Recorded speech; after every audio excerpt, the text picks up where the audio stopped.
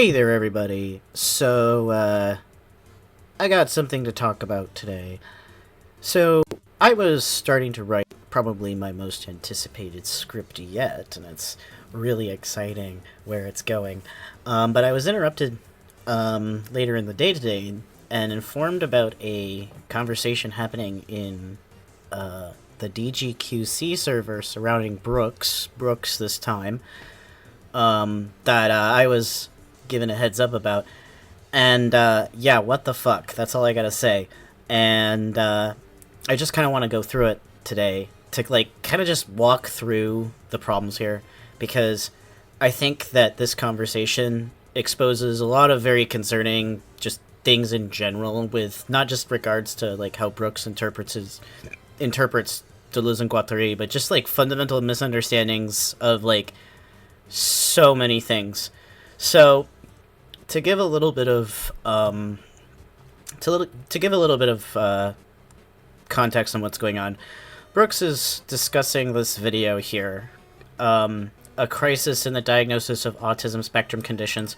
So basically what this video is about is this continued kind of reactionary current within psychiatry that I'm sure that my viewers who are familiar or work within psychology or psychiatry are aware of, which is this sort of oh, they're over-diagnosing autistic people, they're labeling normal people as autistic, and yada yada yada. It's a very complicated conversation, because it's not just as simple as, oh, these people are trying to shut up autistic people. These people are, okay, to be clear. But there are questions about, just the wide spectrum of how autism expresses itself and things like that, and how do we manage that. And these people hijack that conversation, that very important conversation, to essentially push a sort of narrative of autism where autistic people really don't have their own conception of self, and what they are offended by is people who have a sort of conception of self that are claiming to be autistic, when the real autistic condition is these super disabled people who have no concept of self. And I will say, I have spoken to people like that in the past who are, quite severely autistic, who need a lot of help. Maybe not as severely autistic as somebody completely nonverbal, but I've spoken to people who need, AAC machines in order to communicate in person. And these people are clearly self-aware. They clearly have some sort of theory of mind, right? They still experience things. It kind of goes along with that misconception that schizophrenics don't experience things when they're in a psychotic state. We absolutely do experience everything while we are in that state. We just don't remember a lot of it. And, autistic people probably have their own way of, experiencing their own lived bodies that, I think I'm autistic. The diagnosis on it is really weird. Maybe one day I'll talk about it. But people who are all over the spectrum have their own way of perceiving their body. That's kind of where the concept of neurodiversity comes from. And a lot of this current from people like this comes from anti-neurodiversity, anti-autistic autonomy, right? This is coming from the school of thought where people who have autism essentially have a problem, as opposed to, need a solution, if that makes sense, right? Neurodiversity is interested in building solutions for autistic people in sort of a social model of disability way, while, this kind of stuff is blaming the autistic person in a medical model kind of way, right? So now that we have this understanding out of the way, let's talk about what Brooks is saying, because it's somewhat different from this. So, I'm going to zoom in. Oh, perfect. Alright. So Brooks says, autism spectrum disorder has gone through an explosion in years as diagnostic tools have expanded and stigmas have gone away. 800% increases in diagnoses among mild forms, but no lift in the side of things that are really difficult to live on your own with. And I first want to really emphasize to Brooks that, these so-called mild forms, yes, some people are able to live on their own, but it's still a big challenge, right? Those people are still struggling, a lot of those people are still struggling. There's a reason why, like, autism employment rates are still strikingly low, even despite, like, this wide range of mild forms. I really don't like this idea that the spectrum is, like, linear.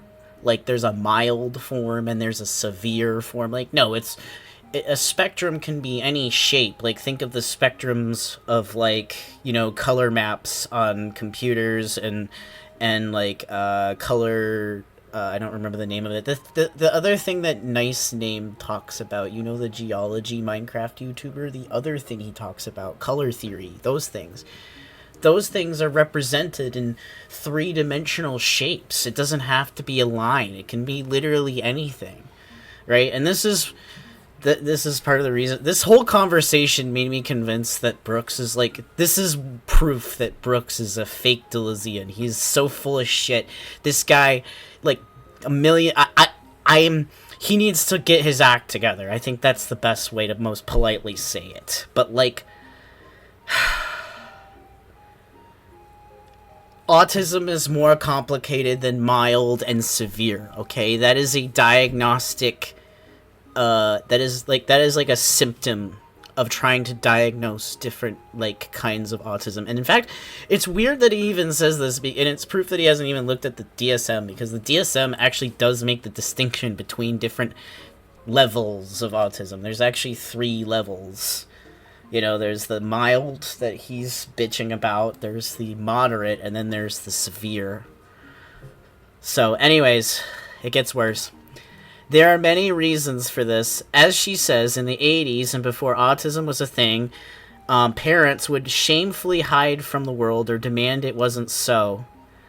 My parents denied it was not so through the 2000s. That didn't change. It's still true today.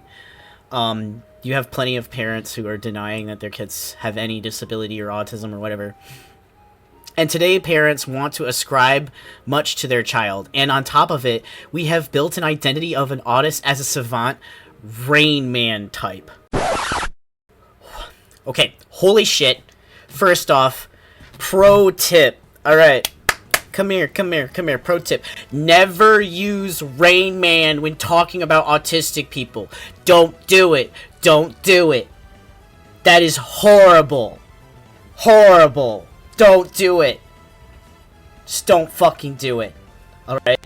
Now with that out of the way, this idea that there's, like, this identity that, like, parents want their kids to be autistic, I have literally never heard of that. I understand that you're a parent, but I also was a stepdad for 4 years, okay? So, like, I saw other parents, and other parents, like, the way that usually other parents mostly see autism, like, not, like, the crazy ones that want to, like, just, like, the ones that appeared in, like, the Autism Speaks commercials who wanted their kid literally dead, but, like, normal parents, they just are like, oh, my kid's fucking weird, maybe they have autism, right? Like, yeah, maybe that's not the right way to look at it, but, like, they're saying that not because their kid is just, like, weirdly socially adjusted or depressed or something. They're usually saying that because there's, like, they don't understand certain things. Like, when I think of the kid that, the parent was saying this, I think of this kid who was just kind of, like, he wasn't grasping certain parts of social, navigation, and I think that is a fair question for a parent like that to ask. Like, I think especially, when they're, like, reaching, like, 9-10 years old and they don't understand social cues. And in my opinion, I don't really think that kid's autistic, but I think that that's a fair question for a parent to ask, right? And that's going to lead them down a path of being able to possibly figure that out. And it's true that some clinicians are way too friendly with, diagnosing autism. I think that does lead to problems, but I think that, oversimplifying it and just saying, like, oh, it's this, like, pandemic of people over-diagnosing and wanting to have an autism diagnosis and be a savant. Like, no, I don't know what fucking planet you're on. I've never met a single parent who's like, I want my child to be an autistic savant. No!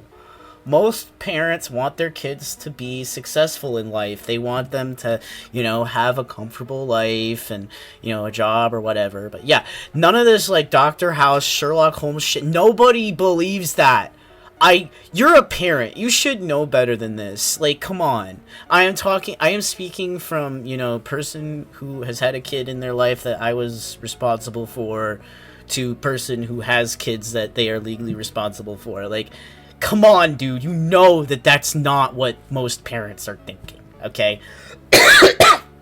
We make autistic seem brilliant, and everyone wants them to be brilliant. This is, like, literally not true. I genuinely have no idea where he's pulling this out of.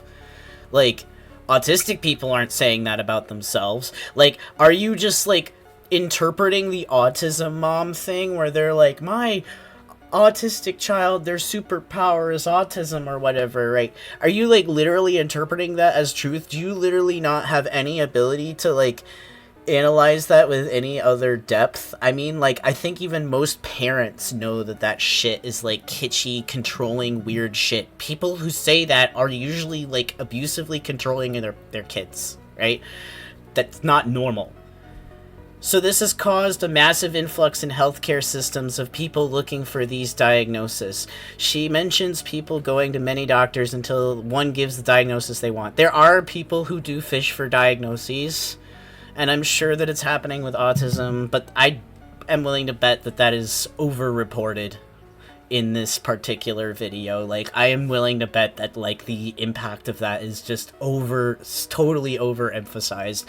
I think what's more likely happening is just that, like, I think that parents are more aware of autism than they may be of, like, how, like, various issues within the household may be interfering with, like, reaching certain developmental stages in, a child's development.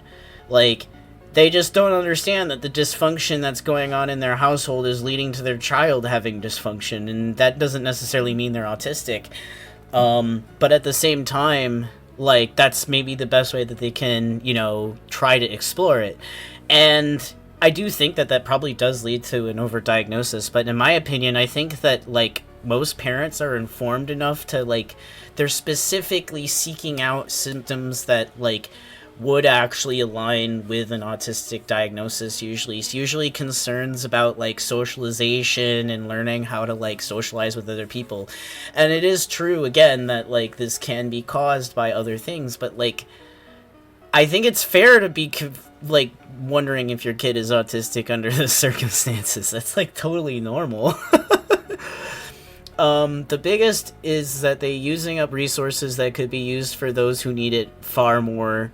For example, I am diagnosed and I have medication for a neurological condition not related to it, and I'm grateful for my doc for that. Well, if you're diagnosed, you should know that most cases of autism, they don't give you medication. There is, like, the cost of, like, therapy, but that therapy is highly controversial among autistic people, which, again, you should be aware of if considering that you have an autism diagnosis. Are you, like, even in tune at all with autism advocacy at all? Like, this comes off like something that comes completely from some fucking autism mom. Hey, future Felix here. Just wanted to say that, I don't know every single kind of autism, like, treatment or resource that somebody might need access to, or what the most bleeding edge opinions on, like, what autistic people view as what resources that they need. It's not something that I involve myself in currently, but, the point is that, like, Brooks doesn't even mention anything. He just says the term broadly resources, and this is, like, a calling card from these, like, fucking, like, anti-neurodiversity people. So, yeah. It's, like, fucking worksheet. It's so fucking, ugh. Also, if you're concerned about resources, then you should maybe, like, concern yourself with, like, how resources are distributed in society in general. Like, disabled people are forced to live on, like, fucking sticks and stones. Like, maybe educate yourself a little bit about what the average person on disability goes through and what their life is like, and a lot of those people are autistic, okay? So, secondary effects that we are now using this huge umbrella to diagnose everything that is truly divergent from each other. And then she goes on into how autism, in the cases she's speaking about, have explicitly low IQs who will need lifelong care. And again, Brooks, the reason why they're making that she's making that distinction is because she believes that autistic people don't have fucking theory of mind. She thinks they don't have fucking consciousness, basically. Okay? So she basically thinks that this small minority of people who she believes are basically, like, not there, non-existent, right? Should, you know, have, like, more resources. And yes, people who are severely autistic need more resources, but, like, at the same time, she's presenting this this ontology because she has an incredibly dehumanizing way of looking at these people. I mean, it's crazy to see a guy who's quoting, like, who insists, by the way, that he should produce his own fucking translation of Anti-Oedipus and fucking sharing this kind of drivel in 2026. When people, you know, like Felix Guattari and Fernand Delaney and all those guys at Laborde and shit, they were already a million miles ahead of this shit 60 years ago. 60 years ago. It is insane seeing this. This is, like, actually upsetting. Now, like, I didn't expect Brooks to be really, like, the king of, like, understanding, like, fucking disability and autism politics, because, you know, I've been in this circle on and off since 2012, I think.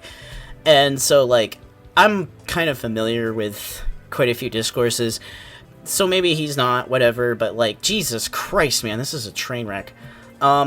She explicitly says towards the last 8 minutes that mild and late diagnoses crowds out profound cases. They need the same resources and waitlists. Brooks, what kind of resources are they even taking? Like, when I think of somebody who's diagnosed late with autism, they're not really taking up many resources at all. Like, they're not taking medication resources. They're not usually on therapy. Like, they may use it for, like, what I feel like this is just like a welfare queen argument almost. Like, is that what you're implying? Are you implying that there's too many people on disability? You going there? Okay. Interesting take. I'll just say that. Alright, so he continues. So when she calls for a reset, she wants to move away from this model to where we change the language. I didn't see that in the video, but I did just go through the transcript really briefly, so it could be there. I don't know. I have it in the description, so if you want to check, it's there. This is able to be used by assholes. Sure. Yeah, no shit. She's literally one of those assholes. You should actually look into her.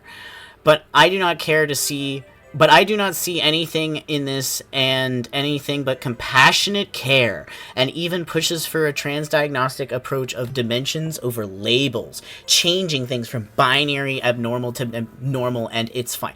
I hate this. You know, this is the same pair. This guy and his fucking friend Sunday are the same pair of idiots who have, you know, one, their followers have been harassing me over, you know, being psychotic for months now, and President Sunday has contributed to that, you know, in his own dimension. And, you know, like, this whole, like, lecture about how I need help and blah, blah, blah, blah, blah. And then, like, using somebody who is literally, you know, presenting this kind of nonsense to essentially, you know, strip autistic people of their own autonomy to be able to be their own self, you know, enunciating group, as opposed to, like, literally, like, a part of a diagnostic apparatus. Like, this is, like, crazy, because it's, like, this really just implies that he just does not believe in the autonomy of autistic people. He doesn't believe that they can self-determine their own right to exist. He thinks that they should be part of this diagnostic model, which is, like, did we read the same book? Why are you trying to translate Anti-Oedipus if this is your interpretation of how we should interact with, you know, modern problems with autism? This is insane. This is like it just gets worse. I read part of this, but, like, as I'm, like, going through every line, I'm just, like, choking. Then he approaches the person, acting like a fucking debate bro. He says, "There, done. Okay, this person's name. Where is the sexism? Where am I a bad person for liking this and thinking it's fine?" Again, why are you so concerned about being a bad person? Like, shut up. You are a bad person. You're sharing this nonsense. You're not listening to autistic people correct you on this. This is now a thread for us too. And okay, so he's telling them to engage. Again, I'll ask you, what could I show you that would make you think you were wrong? Is there anything I could show you? If there's any motivation, if you showed me a recent statement from Uta denouncing the things that are being said by Stock and others, I'll concede to the point that she didn't intend to be sexist. So, to clarify to Brooks and any of his stupid followers who are watching this, I want you to be clear what is going on about this, what could possibly be sexist about this discourse. Well, a lot of this has to do with how women and girls are diagnosed with autism, right? There is a very well-known sexist bias in certain diagnoses within, the DSM. For example, it's very well known that borderline personality disorder is very overrepresented by people who are assigned female at birth. If you have an F on your license, right, and I know those are two different things, but if you have an F on your license and somebody says you have BPD, they'll just believe you. They'll just believe you. They won't actually, check. They'll believe you. Ask me how I know. And in comparison, autism is slanted in the other direction, where it's overrepresented by males, right? And this has been a very well-known problem for a while until, again, these changes that this person, Uta, is complaining about in how autism has been diagnosed, has had this shift towards a larger representation towards, women and girls, right? And basically, the reason why it's so sexist is because the way that they looked at autistic people was not only dehumanizing to autistics, but it also basically had this massive blind spot for girls, because there was a bunch of assumptions about how girls are raised and how girls' brains work. It's so insanely backwards how backwards they were in the 80s. Saying that we should go back to the 80s is insane, by the way. It's just that alone is like saying, I love misogyny, I hate women. It's some of the psychology shit they published in the 1980s is so fucking bad about women. It's actually insane. So, that's why they're calling you misogynistic. The fact that you don't understand that demonstrates that you don't know anything about what the fucking historical or, political context of what you're talking about is, right? Addressed at Brooks, not at Sirius. I feel bad for Sirius. They actually know what they're talking about. Brooks continues. He says, you haven't explained what I said that was wrong. Okay, Mr. Redditor. Can people just stop acting like this when they're, confronted about anything? First off, Brooks completely ignores the sexist commentary that I just brought up, that anybody who actually takes this shit seriously would be aware of. It's basically it's pretty basic shit, right? And just, I hate this presumptuous attitude. This is why people fucking hate you, okay? But anyways, I believe there is a large cohort of women, female, autistic, AFAB people who are misdiagnosed as autistic. And also that there are a huge cohort of the same that are misdiagnosed as non-autistic due to the way that diagnosis operates and how they go about it across the board. Well, again, so Sirius points this out later, but this is not even what the person is saying.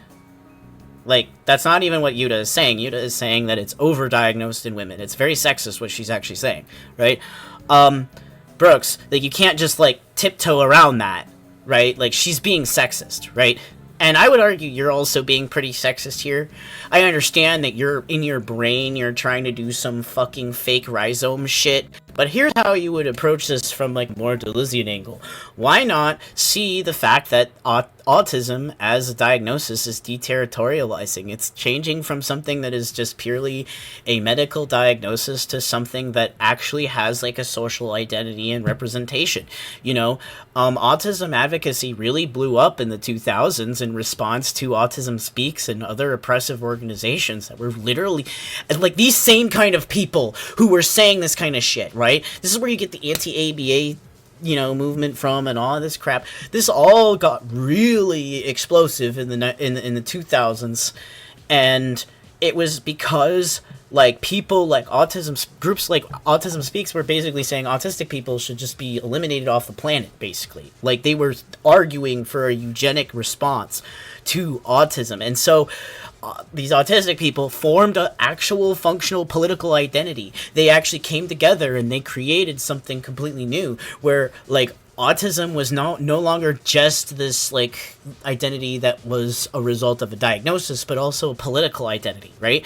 And I would argue that even if we want to go and say that these people are misdiagnosed, I think the fact that they went through an autistic upbringing and they went through, you know, special ed and all the for like social education and stuff and all this crap makes them, you know, politically more autistic than me in many ways. It doesn't, for me, like, if I'm autistic or not autistic, it doesn't matter, because in one major sense, I was not politically autistic, because when you are raised autistic, you have all these different interfaces that you deal with growing up that I didn't deal with because I wasn't diagnosed with autism until like this pilot study that I took when I was like 19. And like, that's the thing. It's like, autism isn't just the medical diagnosis. It's not just what these doctors are saying. It's a whole deterritorialized subject now.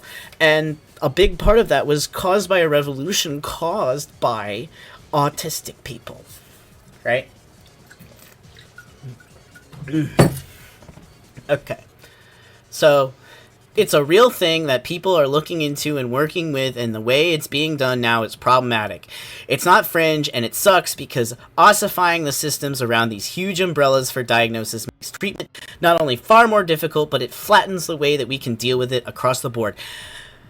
This was really frustrating because it's so detached from like a modern understanding of how autism works from political perspective that like he doesn't even know what he's talking about when he says treatment. What treatment? Do you mean ABA, aka the extremely controversial treatment among autistic people that's heavily protested? Is that what you're talking about? I don't think a lot of autistic people actually want more ABA funding. Some do, but most are kind of there's a lot of controversy surrounding that, you know. This work is pretty fringe, in my opinion. I think it represents an older current from the 1990s, and it's not surprising that, you know, Gen X, boomer, fucking, you know, I'm friends with people at LucasArts and Bungie and all that shit, Gen X corporatoid here is in line with beliefs about how autism works that were fucking from the 80s and 90s. Like, oh my god, I'm so like, I don't understand how you can actually read like Anti-Oedipus and hold any of these opinions. Like, Brooks, can you explain that? Okay, let's continue. So this guy says, I don't know about the details of the science, but I will say in terms of pure descriptive power, autism as a broad spectrum disorder lacks some potency. My brother's autism is more similar to Rain Man. Don't do that! Stop doing that! But less extreme, and also seemingly some of his extreme dimensions have lessened. And basically, I have to explain it with every time to even other diagnosed people with autism. It's also the same with nonverbal autistic people. Okay, first off, there's no way in fucking hell this person actually has ever spoken to a nonverbal autistic person. Like, just to let you guys know, nonverbal autistic people do actually communicate online sometimes. They are sometimes on Discord. And, I don't know the exact technology that they use. I do think it is related to an AAC. They may do their own typing. They may just be nonverbal in the sense that they can't, like, they have struggled with speech. But you can talk to nonverbal people on Discord. And, yeah, I can tell you do not talk to nonverbal people on Discord. It's been a while for me myself, I'll be honest, but, like, come on, man. And this is literally, like, fucking neurotypical sibling says, I feel bad for my sibling because they scream at things energy. I'm sorry. Like, I'm not trying to, like, mitigate the struggle because, like, I do think that there's, like, a whole system at play here that's worth discussing. But, like, this is, like, giving me, like, the same vibes that, like, Gregor Samsa's family gave him when he turned into a bug. It's just so... ugh. Anyways, Sirius responds and ignores that post and says, interesting to me that you are adding misdiagnosed as non-autistic when that is just not what Yuta said. Correct. Like, this is just your opinion on the issue. It's not Yuta's, and yet you are defending her position. Completely correct. I'm gonna ignore that. That's not relevant. I've asked twice now. This will be my third ask. What are those conditions? I think it's actually a way to clear things up, because he has thus far rejected every piece of evidence I've given. Some other person says, I think that we are at some sort of agreement on this basis, just now disagreeing on particularities about something I have not read nor watched implied to it. So, basically a completely useless comment. What is with this shit?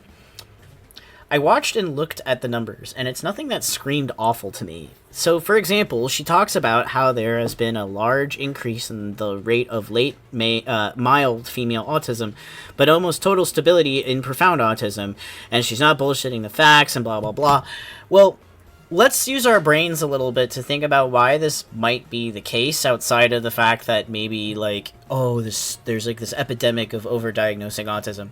So, the reason why profound autism may be more stable in diagnosis rates is just because it's more visible. Like, you know when you're seeing somebody who has profound autism, you don't even need to be, like, a doctor. You know something's wrong, right? Even at a young age when it's profound autism, right? Like, it's going to be less visible because it's mild, right?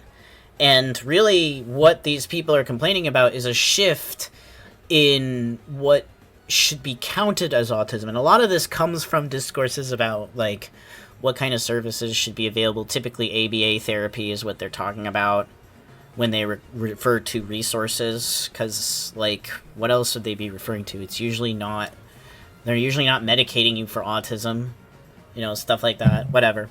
So this person says, high masking autisms is like what seems to confound underdiagnosis has an overlap with BPD. That's not what I'm saying, and stop putting words in my mouth. Pro tip, Brooke, stop fucking saying shit like that. People say that because they are interpreting something from you. This words in my mouth bullshit should be reserved for, like, serious accusations. Instead, you should ask yourself, why is this person saying this? Why does this person believe this? Like, use your creative thinking a little bit. Has anyone watched the actual lecture she gave? Brooks, you just think contorting what Yuta said to fit what you think. Why can't you just acknowledge that her opinion is not the diagnosis distribution is wrong opinion, and that she personally does not think that the women diagnosed with autism are actually autistic? This rhetoric is only ever used to invalidate autistic women, which Sirius is correct about, by the way. It is never used to give them grace or special attention. The people who benefit from this are entirely those who want to silence autistic voices. This is something I've been saying through this entire recording. Most of the stuff I've been looking at is casual stuff, so my landing on diagnosis is not especially settled. Typically, it's also rather the opposite that is argued, that autistic women are severely underdiagnosed. No, that's what Sirius is saying, and yes, most people agree that women are underdiagnosed with autism. But it's not overdiagnosis. What you're saying is misdiagnosis. Based on what? Like, there's, like, libraries worth of CRIP studies on that. Yep, Lou is correct on that. But that's at large. The same issues that cause overdiagnosis create a space for underdiagnosis and shifting. Brooks, shut the fuck up. You don't know what you're talking about. You're just, like, making shit up because you're a fucking Gen Xer who's looking for a reason for young people to look up to you. Fuck you, Brooks. I fucking hate you. Ugh, I give this guy so many fucking chances, and he just pulls shit like this when I'm not looking.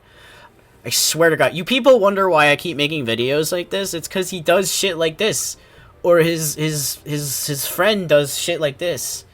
It's just unbelievable. Again, if somebody talking about trans issues says that gender dysphoria was overdiagnosed and include a slide in their presentation, just an interesting article, her words, about a detransitioner who got caught up in social contagion, would you think, oh, this is clearly just about one person, it is not being included for any other reason? They're right. But this isn't that. The analogy just doesn't hold up given her entire talk. The analogy is not the same thing. Why not? Gender dysphoria needs treatment and help. Interventions. Okay. No! That is not true. In fact, a lot of trans people don't even really like the term gender dysphoria because it implies that that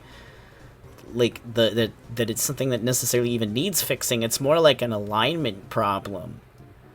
You know, it's there's so many different ways you can deal with gender dysphoria, and it's like, why are you medicalizing it? Oh my god. The fact that Brooks is coming out as transmed is insane. Like, he is literally saying that he can translate the work of a guy who, like, a few years later wrote a piece called I Have Even Met Happy Drag Queens, and yet he's all like, well, they need interventions, they need help. Like, holy shit. And I know he's gonna be all like, oh, you're misrepresenting, like, what I mean. Like, you that's all they know how to say. That's all they know how to say. Instead, I think they should really think about the machines that they're producing and think about, like, the reactions that they're getting and, like, maybe think about, like, why people are saying what they're saying. Instead of just saying, oh, well, I'm the smartest person in the world. I hate these people. And autism needs no interventions? Not all of it. I certainly benefited from some interventions. Some, yes, and others need more. And, like, why is the answer to this restricting how many people can have access to, like, interventions? Hell, why is the solution to this even necessarily a medical one? Like, maybe the solution is a social solution, something more similar along the lines of the social model of disability. I think that is an option that is underexplored, quite frankly, and I think that it would serve as a useful alternative to ABA therapy. Like, if we made a world that is more in tune for, like, what autistic people need, and that's actually something that is actually happening in a lot of places, like, you know, like, conventions and stuff have, like, you know, quiet spaces for autistic people to chill and unwind, and, you know, there are changes being made in that direction, and that's a very cool thing. And what's not cool is basically, like, having, like, the most boomer takes on, like, healthcare, and then hiding it behind, oh, but it's rhizomatic because we don't actually know how it should be diagnosed. No, you've learned nothing. You're a fool. Stop. Please, for the love of God.